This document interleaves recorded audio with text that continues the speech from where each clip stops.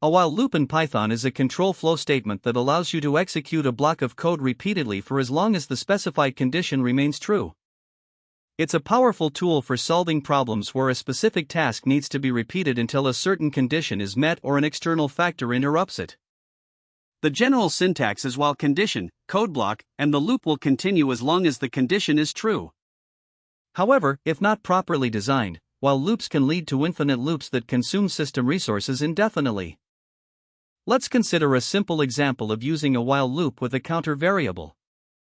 We'll create a program that asks the user for their name and then prints out each letter in reverse order. Python. Def print mine reverse name. I 0. While I len name. Print name I plus 1. Name input enter your name. Print mine reverse name. This code defines a function print mine reverse that takes the user's input as a string. The loop iterates over each character in the string, printing it out until all characters have been processed.